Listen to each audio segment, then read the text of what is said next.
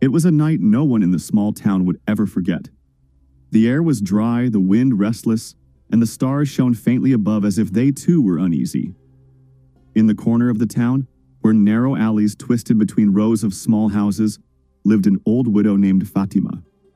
She was known by many for her kindness, her gentle smile, and her soft voice that often recited verses of the Qur'an in the stillness of night. Fatima's house was simple. Its walls were cracked with age, its wooden roof weathered by years of rain and sun. Inside, her belongings were few: a small bed, some cooking pots, a trunk of clothes, and a shelf where she kept her most precious treasure, a Qur'an that had belonged to her late husband. Its pages were slightly yellowed, its binding worn, but she cared for it as if it were more valuable than gold.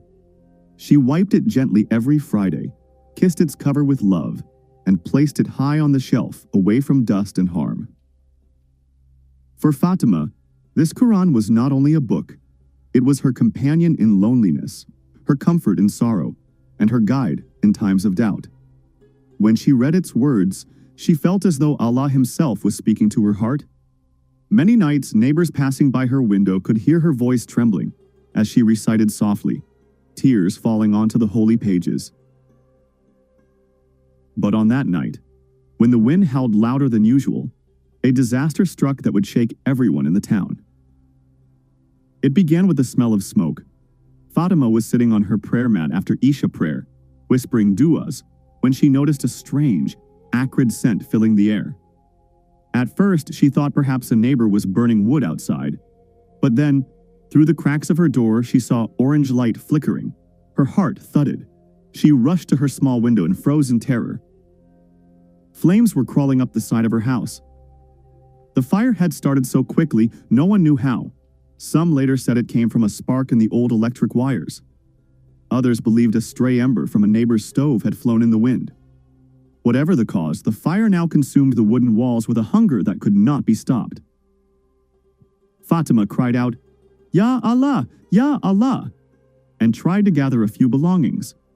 She grabbed her scarf, a small pouch of coins she kept for food, and reached for the shelf where her Qur'an rested. But just as she stretched her trembling hand toward it, a beam from the ceiling cracked and fell, blocking her path. The heat was fierce, the smoke thick, and she stumbled back coughing. She had no choice, she had to escape. Neighbors shouted from outside, rushing with buckets of water, but the fire was too strong. "Fatima, get out, quickly!" She ran to the door, her eyes wide with panic, and stumbled into the street, coughing and gasping for air. Behind her, the flames roared like a wild beast, devouring everything she owned. The crowd tried desperately to put it out, but the fire spread too fast. Sparks flew into the night sky, and the sound of wood collapsing filled the air like thunder. Fatima fell to her knees, her hands shaking. "My Qur'an," she whispered, tears streaming down her face. "Ya Allah, my Qur'an is inside."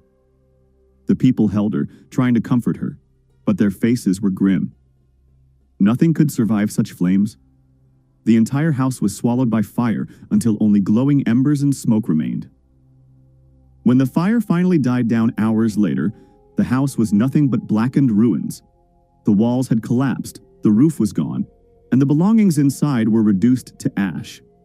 Fatima's pots were shattered, her bed burned, her clothes turned to dust.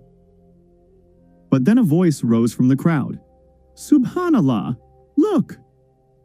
Men rushed into the ruins, stepping carefully over the smoldering ground, and there, in the middle of the ashes, something incredible was shining faintly under the moonlight. It was the Qur'an, unharmed, untouched. Not a page burned, not a letter faded. Even the cover, though old, was still as it had been before the fire. It lay open, its pages fluttering gently in the night breeze, as though it had been placed there by invisible hands. The crowd gasped. Some covered their mouths in shock, others wept openly. "La ilaha illallah," one man cried. "This is a miracle. Everything is destroyed, but the Qur'an remains." Fatima was lifted to her feet and led to the spot. When her eyes fell upon the holy book, her knees gave way. She fell down, sobbing uncontrollably, her forehead pressing against the ground.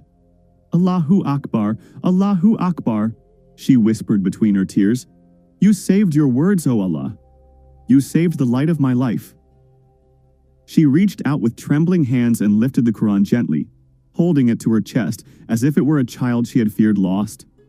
She kissed its cover again and again, tears soaking its pages.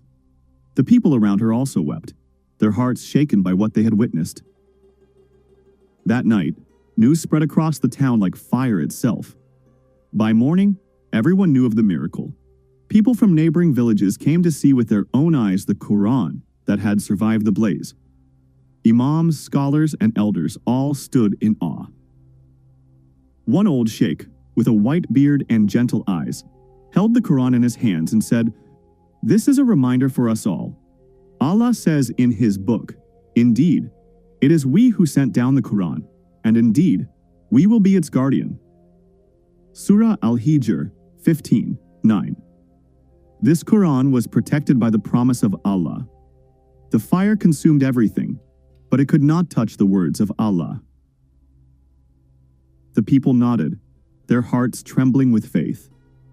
Many who had neglected their prayers before now felt ashamed. Some who had not touched the Quran in years went home that day and opened its pages, tears in their eyes. Children whispered the story to one another, their young hearts filled with awe. As for Fatima, though she lost her house and her belongings, she did not despair.